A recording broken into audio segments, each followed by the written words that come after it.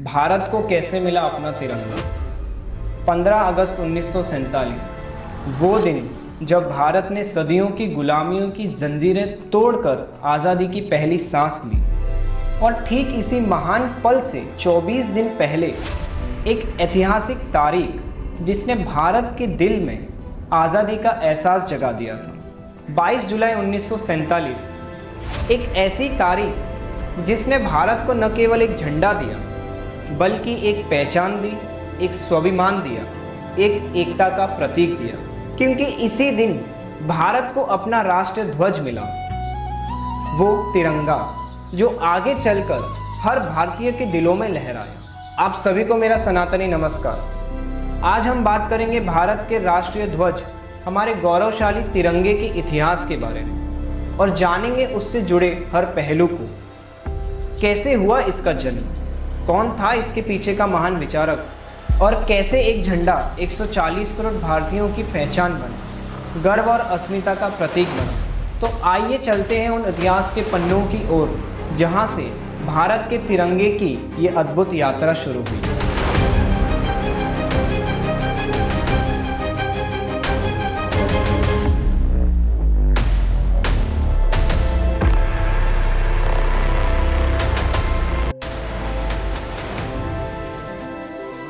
उन्नीस के दशक का भारत, अंग्रेजी हुकूमत का भारत, जहां हर सरकारी इमारत पर यूनियन जैक लहराता था। हर अधिकार, हर कानून और हर तख्त पर ब्रिटिश राज का कब्जा था। उस समय भारतीय लोगों के पास अपना कुछ कहने के लिए कुछ नहीं था, ना ही अपनी सरकार, ना ही अपना संविधान और ना ही अपना एक खुद का झंडा। स्वतंत्रता संग्राम बहुत जोरों से था, लोग एकजुट हो रहे थे, लेकिन एक सवाल वहीं का वहीं था, एक ऐसा प्रतीक क्या हो जो पूरे भारत को एक सूत्र में बांध सके। एक ऐसा चिन्ह, एक ऐसा निशान क्या हो जिसे देखकर हर भारतीय कहे ये मेरा है।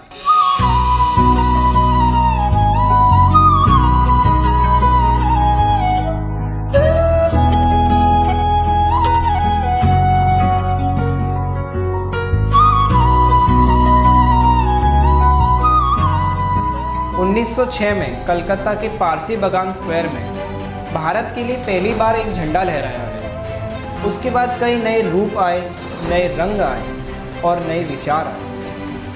1907 में मैडम भिकाजी कामा ने जर्मनी में भारत का एक और झंडा फहराया। 1917 में होम रूल मूवमेंट के दौरान एक नया डिज़ाइन सामने आया, लेकिन अभी भी भारत को अपनी अंतिम पहचान मिलनी बाकी थी। फिर इतिहास के मंच पर प्रवेश हुआ एक ऐसे व्यक्ति का जिसका नाम आज भी हर तिरंगे से जुड़ा है, पिंगलई वेंकैया। आंध्र प्रदेश की धरती पर जन्मे पिंगलई वेंकैया सिर्फ एक स्वतंत्रता सेनानी नहीं थे, वे एक विद्वान, एक लेखक, एक कृषि वैज्ञानिक भी थे और इससे भी बढ़कर शायद एक सपना देखने वाले भारतीय भी थे।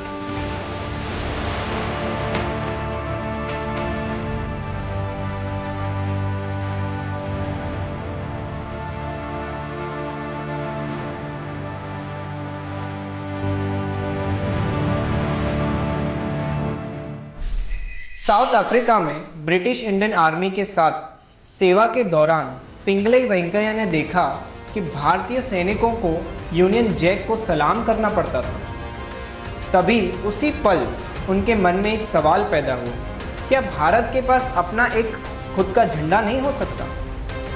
और शायद तभी से भारत की तिरंगे की कहानी शुरू हुई। कई वर्षों तक उन्होंने विभिन्न डिज़ाइनों पर काम किया। 1916 में उन्होंने राष्ट्रीय झंडे के समावित डिज़ाइंस पर एक पुस्तिका भी प्रकाशित की। फिर आया साल 1921। विजयवाड़ा में कांग्रेस का अधिवेशन था। महात्मा गांधी ने पिंगलई वेंकैया से कहा, भारत के लिए एक झंडा तैयार कीजिए। कहते हैं पिंगलई वेंकैया कुछ घंटों में एक डिज़ाइन के साथ लौटे और उसी डिज़ाइन ने भारत के राष्ट्रीय ध्वज की नींव रखी। शुरुआती डिज़ाइन में सिर्फ 2 रंग थे, एक लाल, एक हरा।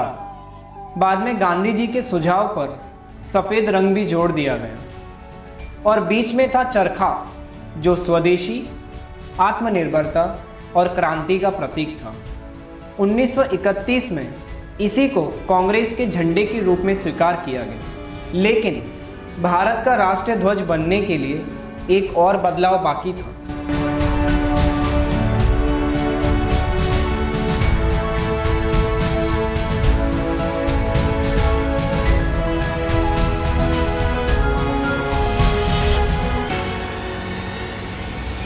दिल्ली का कॉन्स्टिट्यूएंट असेंबली हॉल समय था आज़ादी के कुछ हफ्तों पहले का, जहां सभी लोग एक नए युग की दहलीज पर खड़े थे। सभी की नज़रें एक ही मुद्दे पर थी, भारत का राष्ट्रीय ध्वज। सभा की अध्यक्षता कर रहे थे डॉक्टर राजेंद्र प्रसाद, और तब पंडित जवाहरलाल नेहरू खड़े हुए और राष्ट्रीय ध्वज को अपनाने का प्रस्ताव रखा। हॉल में सन्नाटा था, हर आंख में उम्मीद थी, हर दिल में नई सुबह का एक सपना था। और फिर वो ऐतिहासिक पल आया, प्रस्ताव स्वीकार कर लिया गया। 22 जुलाई 1947 को भारत की कॉन्स्टिट्यूएंट असेंबली ने तिरंगे को भारत के राष्ट्रीय ध्वज के रूप में अपनाया। उसी दिन भारत को एक नया झंडा नहीं मिला, एक नई पहचान मिली। लेकिन झंडे में से चरखा को हटाकर अशोक स्तंभ ही क्यों चूज किया गया? क्या इसके पीछे कोई राजनीतिक कारण था? नहीं, बल्कि इसके पीछे थे कुछ प्रैक्टिकल रीजंस।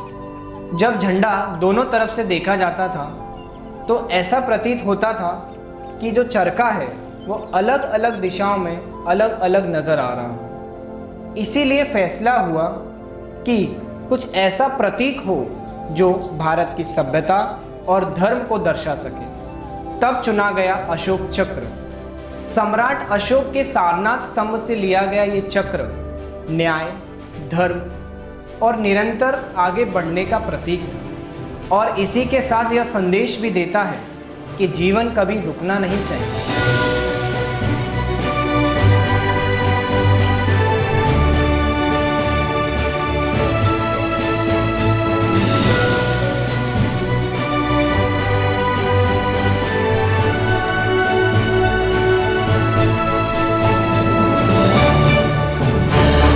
ध्वज में सबसे ऊपर केसरी रंग त्याग, साहस और बलिदान का प्रतीक है। सफेद रंग शांति, ईमानदारी इसका प्रतीक है, और सबसे नीचे हरा रंग समृद्धि और विकास का प्रतीक है। और इन तीनों के बीच में है अशोक चक्र, जो हमें यह बताता है कि अगर जीवन रुक गया तो प्रगति रुक जाएगी। फिर आया 15 अगस्त 1947, वो ऐतिहासिक पल जब भारत को आज़ादी मिली। लाल किले पर तिरंगा लहराया गया। कई लोगों की आंखें नम थीं, कई लोग शहीदों को याद कर रहे थे, तो कुछ लोग चुप थे, क्योंकि कभी कभी गर्व को शब्दों की ज़रूरत नहीं पड़ती।